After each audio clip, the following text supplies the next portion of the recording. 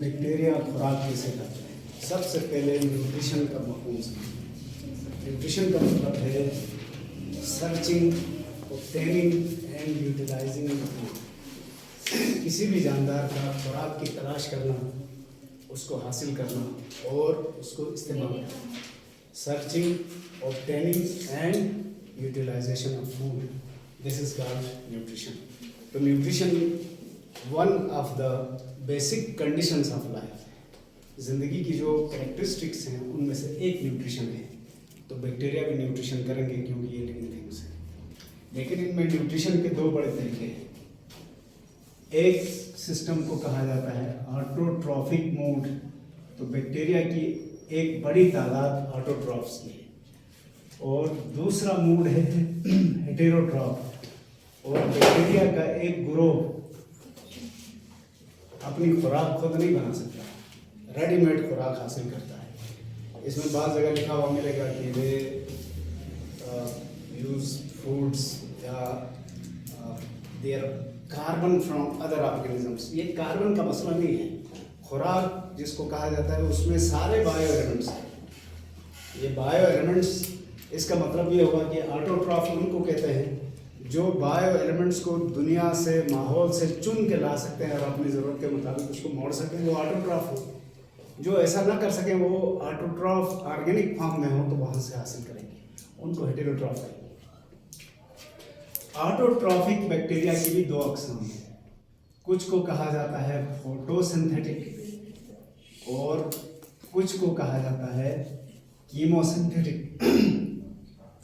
Chemosynthetic, यहाँ नाम से ही अंदाज़ा हो रहा है।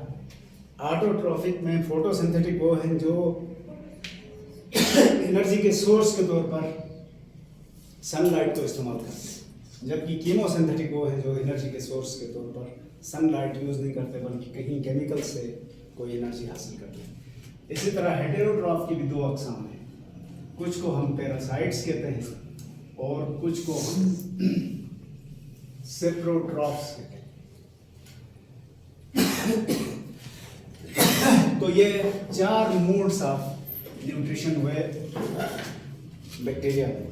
इक्का दुक्का बैक्टीरिया सिम्बायोटिक भी हो सकते हैं। सिम्बायोटिक मैं बताऊंगा जब बारी है। पहले देखते हैं फोटोसिंथेटिक। ये वो बैक्टीरिया हैं जिनके पास अपना क्लोरोफिल है। मसलन हमने साइनोबैक्टीरिया पढ़ा तो उनके पास कौन सा क्लोरोफिल था? प्लांट वाला क्लोरोफिल था, ए और बी। जबकि साइनोबैक्टीरिया के अलावा बाकी जितने बैक्टीरिया हैं उनके पास बैक्टीरियो क्लोरोफिल होता है। बैक्टीरियो क्लोरोफिल की भी अपनी अक़साम हो सकती है, bacteriochlorophyll C, bacteriochlorophyll D वगैरह। बहरहाल जो भी क्लोरोफिल हो इनके पास, जो साइनोबैक्टीरिया हैं उनसे हट के बाकी जितने बैक्टीरिया हैं वो फोटोसिंथेसिस में CO2 प्लस H2S यूज़ करते हैं। पानी के बजाय हाइड्रोजन सल्फाइड यूज़ करेंगे और in presence of sunlight and bacterio chlorophyll they will convert these substances into glucose C6H12O6 plus oxygen। Oxygen नहीं, सल्फर, क्योंकि यहाँ पानी इस्तेमाल नहीं हुआ है। सल्फर प्रोड्यूस करेंगे। यहाँ पर आपको एक और चीज़ देखनी है कि ये पानी क्यों इस्तेमाल नहीं करते, क्योंकि पानी तो बहुत ज़्यादा है। H2S इतना नहीं है पानी के मुकाबले में पूरी दुनिया में। पानी तो पूरी दुनिया का 70% है, H2S बहुत लिमिटेड है। फिर इसको क्यों इस्तेमाल करते हैं? तो पानी को H2O को तोड़कर हाइड्रोजन और ऑक्सीजन अलग करना आसान नहीं है, जबकि ये आसानी से टूट सकता है सर। इसलिए इसको इस्तेमाल। इसमें कार्बन डाइऑक्साइड नहीं, यहाँ पे ऑक्सीजन लिखा हुआ है। फोटोसिंथेटिक में देखिए ऑक्सीजन नहीं हो सकता, यहाँ गलती है। देखें कार्बन डाइऑक्साइड के बगैर ये ग्लूकोज में कार्बन कहाँ से आएगा? सोचने वाली बात है ना। अगर ऑक्सीजन मिलाते तो ग्लूकोज में कार्बन कहाँ से आएगा? तो ये कार्बन डाइऑक्साइड ही, ठीक हो गया। और सल्फर प्रोड्यूस करते हैं और इस तरह ये हो गया आपका फोटोसिंथेसिस। अब ये कीमोसिंथेटिक। कीमोसिंथेटिक क्या करते हैं? सनलाइट यूज़ नहीं कर सकते, तो इसलिए कुछ केमिकल में रद्द बदल करके उससे थोड़ी सी एनर्जी हासिल करके फिर उसको ग्लूकोज में कन्वर्ट करते हैं। ये दो स्टेप्स में होगा। अच्छा, ये कार्बन डाइऑक्साइड और जो हमारे पास HS है, ये कहाँ किस तरह से लेगा? ये डिफ्यूजन के जरिए आएगी। ये पौधा बैक्टीरिया है, तो कार्बन डाइऑक्साइड भी डिफ्यूजन के जरिए आएगी और H2S भी डिफ्यूजन के जरिए अंदर आएगा, तो एनर्जी खर्च नहीं होगी इसमें। अच्छा, अब मैं बता रहा था कीमोसिंथेसिस क्या है या कीमोसिंथेटिक बैक्टीरिया क्या करते हैं। ये सबसे पहले करेंगे H2S प्लस O2, यहाँ ऑक्सीजन इस्तेमाल करेंगे। इसको जब इस्तेमाल करेंगे तो H2O बन जाएगा और साथ में सल्फर रिलीज हो जाएगा और इसके साथ थोड़ी सी एनर्जी हासिल होगी, बराए नाम से एनर्जी। ये रिएक्शन क्यों किया जा रहा है? इस एनर्जी के हुसूल के लिए। अब इसी एनर्जी को इस्तेमाल करते हुए H2S प्लस CO2, इस दफा CO2 को मिलाया, यहाँ जो एनर्जी थी ये इस्तेमाल की और अब ये बन जाएगा C6H12 और 6 प्लस S, सल्फर प्रोड्यूस करेंगे ये। तो यहाँ देखें ऊपर वाले में सनलाइट इस्तेमाल किया था तो ये फोटोसिंथेटिक हो गया। यहाँ इन्होंने सनलाइट इस्तेमाल नहीं किया बल्कि एक केमिकल रिएक्शन के नतीजे में बनने वाली थोड़ी सी एनर्जी को इस्तेमाल किया, इसलिए ये कीमोसिंथेटिक है।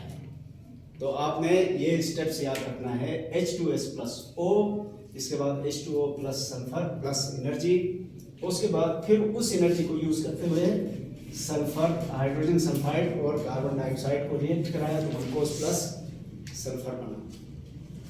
ये हो गए ऑटोट्रॉफ्स। इसके बाद आते हैं हेटेरोट्रॉफ की तरफ। हेटेरोट्रॉफ या ऐसी जगह रहते हैं जहां इनको या इनके पास क्लोरोफिल नहीं है, तो ये अपनी खुराक तो बना नहीं सकते, इसलिए रेडीमेड खुराक कहीं से हासिल करेंगे। पहले हम पढ़ते हैं सेप्रोट्रॉफ को। सेप्रोट्रॉफ्स को आप डिकम्पोजर्स भी कह सकते हैं। डिकम्पोजर्स ये क्या करते हैं? अपनी खुराक को खुद नहीं बना सकते, इसलिए खुराक की नीड पूरी करेंगे by eating dead organic matter. Dead organic matter मुर्दों को कहा जाता है। मुर्दा जो भी चीज हो, मुर्दा चाहे पौधे का कोई हिस्सा हो, जानवरों की कोई बाकियात हो या कुछ भी हो, उसको ये खुराक के तौर पर इस्तेमाल करेंगे। और इनके पास हैव वैरायटी ऑफ एंजाइम्स, इनके पास एंजाइम्स की एक बड़ी वैरायटी पाई जाती है, क्योंकि जो डेड ऑर्गेनिक मैटर है उसमें प्रोटीन्स भी होंगे, न्यूक्लिक एसिड्स भी होंगे, कार्बोहाइड्रेट्स भी होंगे, लिपिड्स भी होंगे, तो हर एक के लिए अलग एंजाइम इनके पास है। और फिर ये क्या करते हैं? दीज सेक्रीट एंजाइम्स, और ये एंजाइम बैक्टीरिया के जिस्म से बाहर डाइजेशन करेंगे, इसलिए इसको कहेंगे एक्स्ट्रा सेलुलर डाइजेशन। सेल के अंदर नहीं बल्कि सेल के बाहर। किस सेल की बात हो रही है? Bacterial cell. यानी यूं समझ लो, एक बैक्टीरियम है और उसके इर्द गिर्द खुराक है डेड ऑर्गेनिक मैटर की शक्ल में। ये बैक्टीरिया है और समझ लीजिए खुराक है, तो ये अंदर से एंजाइम सिक्रीट करके बाहर खुराक के ऊपर अप्लाई करेंगे। खुराक उधर बाहर ही डाइजेस्ट होगी। यहाँ मैं अभी आपको डाइजेशन का भी मतलब बताने वाला हूँ। जब खुराक डाइजेस्ट हो जाएगी तो एंजाइम तो ज़ाया हो गए इनके, लेकिन इस खुराक को ये फिर एब्जॉर्ब करेंगे, एब्जॉर्ब करके अंदर लाएंगे, अब उसकी ब्रेक डाउन करेंगे। इस फर्दर जो ब्रेक डाउन हुई है वो मेटाबॉलिज्म भी कहलाती है, इसको डिकम्पोजिशन भी कहते हैं। तो मैं बताता हूँ आपको फर्क। आप पढ़ चुके हैं मिसाल के तौर पर प्रोटीन्स। प्रोटीन बेसिकली क्या है? अमाइनो एसिड की चेन है। ये फर्ज करें एक अमाइनो एसिड है, ये दूसरा अमाइनो एसिड है, ये तीसरा अमाइनो एसिड है, और अमाइनो एसिड आपस में कौन से बॉन्ड के जरिए जुड़ते हैं? पेप्टाइड बॉन्ड के जरिए ये जुड़े हुए, ये पेप्टाइड बॉन्ड है। तो अब इसको तो अमाइनो एसिड नहीं कहेंगे ना, इन सबको मिलाकर मसलन इस केस में ट्राइपेप्टाइड कहेंगे। डाइपेप्टाइड, ट्राइपेप्टाइड, पेप्टाइड, फिर पॉलीपेप्टाइड, फिर प्रोटीन कहेंगे। तो इन्होंने क्या किया? ये बाहर प्रोटीन थे। इन एंजाइम में जो बैक्टीरिया के अंदर से आए उन्होंने इन बॉन्ड को तोड़ा। बॉन्ड को तोड़ेंगे तो ये अमाइनो एसिड अलग हो गया, ये अमाइनो एसिड अलग हो गया, ये अमाइनो एसिड अलग हो गया। इस अमल को कहते हैं डाइजेशन। यानी कम्प्लेक्स मॉलिक्यूल या पॉलीमर के मोनोमर बनाने का नाम क्या है? डाइजेशन है। अब अमाइनो एसिड तो इस तरह से था, C डबल बॉन्ड O और H R H NH2, ये था ना अमाइनो एसिड। ये अमाइनो एसिड बैक्टीरिया के अंदर आया। अब जो अंदर एंजाइम है वो इन बॉन्ड को तोड़ेंगे। इन बॉन्ड को तोड़ेंगे तो इस अमल में क्या होगा? कार्बन अलग, हाइड्रोजन अलग, ऑक्सीजन अलग, नाइट्रोजन अलग, एक एक एलिमेंट अलग हुआ कि नहीं हुआ? ये अमल मेटाबॉलिज्म भी कहलाता है। यहाँ इस अमल को डिकम्पोजिशन की। तो क्या किया इस बैक्टीरिया ने? ये खुराक थी, खुराक किस शक्ल में थी? फर्ज करें प्रोटीन था, और प्रोटीन के बाहर ये बॉन्ड तोड़कर अमाइनो एसिड को अंदर ले आए।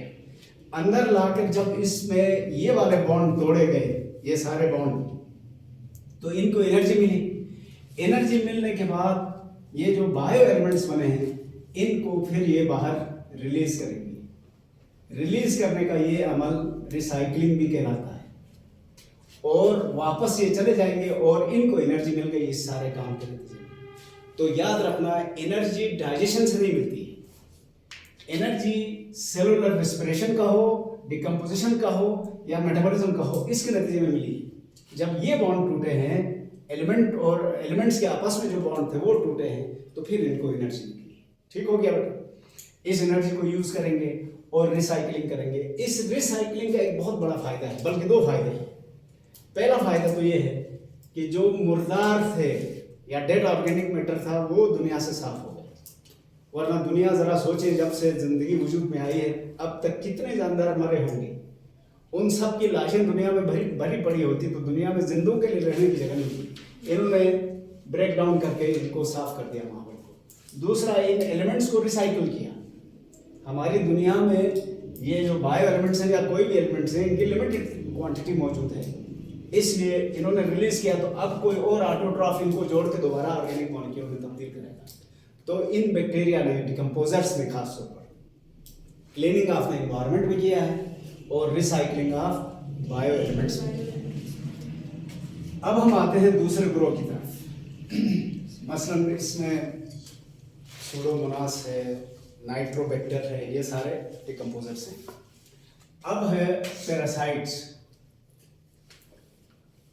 पैरासाइट किसको कहते हैं? The organisms which depend on other organisms for their life requirement. थोड़ा सा फर्क बताऊं। कुछ जानदार जिसको होस्ट कहा जाता है उससे सिर्फ खुराक के हुसूल पर डिपेंड करते हैं। कुछ खुराक भी उससे हासिल करते हैं, रहने की जगह भी उससे हासिल करते हैं, हैबिटेट भी, और अपने आप को डिफेंड भी उसी से करवाते हैं, सारे काम करते हैं। तो कोई सिर्फ खुराक लेके चला गया, मसलन आप जानते हैं, मैं मिसाल के तौर पर कह रहा हूँ, मच्छर है हमारा, खून चूस के चला गया, सिर्फ खुराक हमसे लिया, रहने की जगह भी हमसे नहीं मांगी, हमसे डिफेंड भी नहीं करा। इसके बरक्स जुएं हैं, सर पे बैठती है ना, जुएं सर पे बैठती भी हैं, हैबिटेट भी ऑक्युपाई किया है, बालों में छुपती हैं तो डिफेंड भी अपने आप को हमसे ही करवाया, और खून भी चूसती हैं तो ये खुराक भी ले जाती हैं। तो ये बैक्टीरिया जो पैरासाइट्स हैं, इनकी भी इस तरह से दो अक़साम हैं। एक को कहा जाता है ऑब्लिगेट पैरासाइट। ऑब्लिगेट पैरासाइट ये वो बैक्टीरिया हैं जो अपने होस्ट से अपनी ज़रूरत की तमाम चीज़ें हासिल करते हैं, खुराक भी, शेल्टर भी, हैबिटेट भी। जबकि दूसरे हैं फैकल्टेटिव। फैकल्टेटिव वो हैं जो अपने होस्ट से सिर्फ खुराक हासिल करते हैं। यहां मैं इधर से फिर दोबारा शुरू करता हूं। Parasites are the organisms which depend on other living things for their life। तो दो शर्तें याद रखना। पैरासाइट्स ये अपने जैसे स्पीशीज से जरूरियात पूरी नहीं करते हैं, बल्कि अदर का मतलब क्या है? इनसे मुख्तलिफ हो, चाहे वो कोई और बैक्टीरिया हो, इसी स्पीशी का ना हो, कोई प्लांट हो, कोई ऑर्गेनिज्म, यूजुअली इनसे बड़ा होता है। और दूसरी शर्त क्या है? लिविंग। इसको कहते हैं होस्ट। मैं दोबारा बता दूं, ये जुमले समेटता हूं। Parasites are the organisms which depend on other living things called host, जो किसी और जानदार से अपनी जरूरियात पूरी करते हैं और उस दूसरे जानदार को क्या कहते हैं? होस्ट कहते हैं। उस होस्ट की दो शर्तें जरूरी हैं, एक तो वो इनसे मुख्तलिफ हो, दूसरा वो जिंदा हो, उससे खुराक हासिल करें, और जो अपने होस्ट से लाइफ की तमाम रिक्वायरमेंट्स पूरा करें उनको ऑब्लिगेट पैरासाइट कहते हैं। ऑब्लिगेट की पहचान ये है कि अगर इनको होस्ट से अलग कर दिया जाए तो ये मर जाता है, ये सर्वाइव नहीं कर सकते। जबकि फैकल्टेटिव वो है जो अपने होस्ट से सिर्फ खुराक हासिल करते हैं, और इनको अलग करें तो होस्ट के बगैर भी सर्वाइव कर सकते हैं, लेकिन खुराक खाने के लिए इनको आना पड़ेगा फिर। तो इसकी भी मिसालें आप बुक से पढ़ लें, इंशाल्लाह समझ में। इसके बरक्स एक और ग्रोह भी है बैक्टीरिया का, सिम्बायोटिक। सिम्बायोटिक आपको मालूम है कि एक ऐसी एसोसिएशन है दो ग्रोहों के दरमियान जिसमें या तो दोनों पार्टनर्स फायदा उठाते हैं, या एक फायदा उठाता है, दूसरे का ना फायदा होता है ना नुकसान। अगर दोनों फायदा उठाते हो तो उसको कहते हैं mutualism.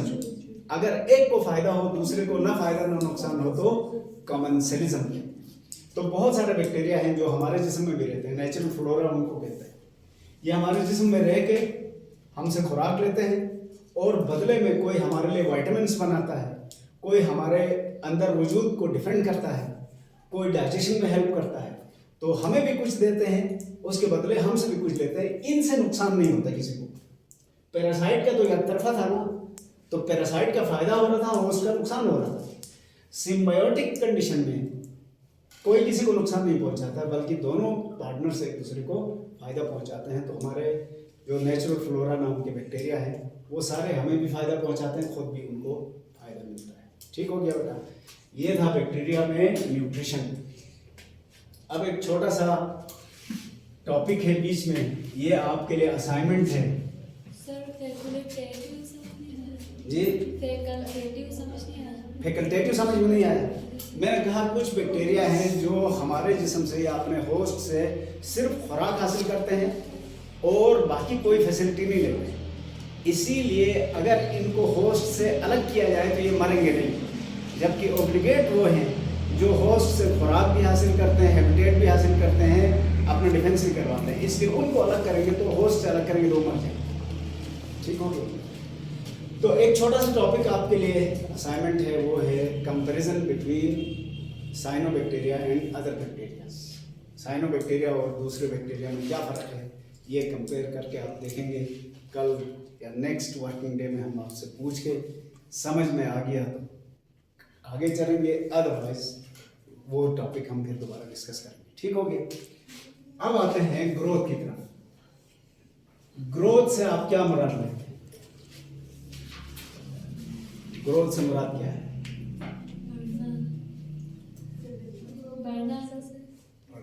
Irreversible increase in the size of an organism. किसी जानदार के जिस्म में एकतरफा होने वाला इजाफा। एकतरफा क्यों कहते हैं? क्योंकि एक दफा ग्रोथ हो गई तो वापस नहीं हो सकती। मसलन हम जब पैदा हुए थे तो कितने छोटे थे, अब लाख ख्वाहिश करें तो भी हम दोबारा उतने छोटे नहीं बन सकते, है ना? तो ये इरिवर्सिबल है। Irreversible increase in the size of an organism. तो बैक्टीरिया की ग्रोथ के दो मानी हैं, एक साइज का ग्रोथ है, दूसरा साइज ऑफ बैक्टीरिया है, दूसरा है साइज ऑफ बैक्टीरियल कॉलोनी। यहां जो हमारे डिस्कशन में है वो बैक्टीरियल कॉलोनी है। मैं दोनों बताता हूं, पहले आप जरा सुनिए। मसलन ये एक बैक्टीरिया था, ये डिवाइड हो गया बाइनरी फिशन के जरिए, दो डॉटर बैक्टीरिया बन गए। ये दोनों डॉटर बैक्टीरिया पेरेंट बैक्टीरिया से छोटे हैं, तो ये क्या करेंगे? अपने साइज को इंक्रीज करके पेरेंट जितने जब हो जाएंगे तो ये एक दफा फिर डिवाइड होने लगेंगे। ये है increase in the size of organism, ये ग्रोथ ऑफ बैक्टीरिया ये है। लेकिन इस वक्त हम जो पढ़ रहे हैं, पढ़ने वाले हैं, वो है बैक्टीरिया की कॉलोनी की ग्रोथ। कल किसी तरह हमने बताया था, फर्ज करें कोई कप है या कोई बर्तन है, इसमें कहीं थोड़ा सा दूध है या ऑर्गेनिक मटेरियल है, एक बैक्टीरिया आ गया। अब ये बैक्टीरिया अपनी तादाद बढ़ाएगा ना, इधर डिवाइड होकर बैक्टीरिया की कॉलोनी को ग्रो करेगा। इस कॉलोनी के ग्रोथ के 4 स्टेजेस हैं। सबसे पहला स्टेज लैग फेज कहलाता है,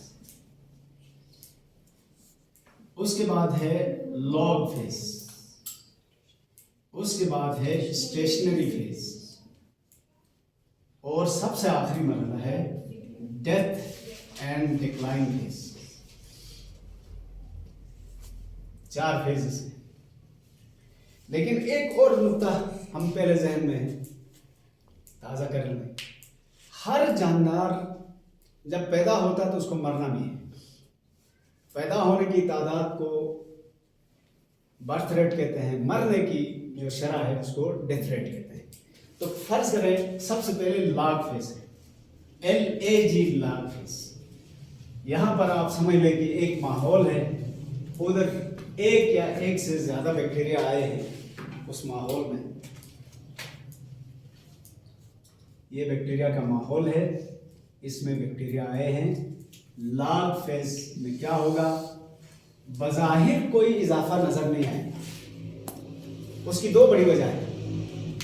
पहली वजह, अभी बैक्टीरिया तेजी से रिप्रोडक्शन नहीं कर रहे, और उसकी वजह यह है कि नए माहौल में आए। अभी इस नए माहौल में ये एडजस्ट होना शुरू हो जाएंगे। वहाँ की खुराक, वहाँ के पानी की कंसंट्रेशन, वहाँ की टेम्परेचर, वहाँ की pH, इनसे यूज टू होने में इनको थोड़ा वक्त लगेगा। दूसरा, अगर एक बैक्टीरिया आया था, 1 से 2 हो जाएंगे तो कोई खास इजाफा नजर नहीं आएगा ना। 2 बैक्टीरिया, एक नजर नहीं आ रहा था, 2 भी नजर नहीं आए, तो काफी तादाद होने तक महसूस नहीं होगा कि बैक्टीरिया की कॉलोनी बढ़ रही है। इस शुरू के मरहले को लॉग फेज कहते हैं। इसके बाद क्या होगा, अब लॉग फेज शुरू होगा, एक्सपोनेंशियल ग्रोथ शुरू हो जाएगी। अब फर्ज करें 3 बैक्टीरिया थे, तीनों जब डिवाइड हो जाएंगे तो कितने बन जाएंगे, 6। एकदम 50% इजाफा होगा ना। 6 से अगले 20 मिनट में 12 हो जाएंगे, उससे अगले 20 मिनट में 24 हो जाएंगे। तो अब आबादी बढ़ती हुई महसूस हो जाएगी। ये एक्सपोनेंशियल रेट है। जूं जूं वक्त गुजरेगा, बैक्टीरिया की तादाद में एब्रप्ट चेंज आएगा। मसलन 1 लाख बैक्टीरिया है तो 20 मिनट में, अगले 20 मिनट में क्या हो जाएंगे, 2 लाख हो जाएंगे। तो आबादी एकदम बढ़ती है ना, इसको कहते हैं लॉग फेज। लेकिन लॉग फेज से कुछ एडवर्स इफेक्ट भी होंगे।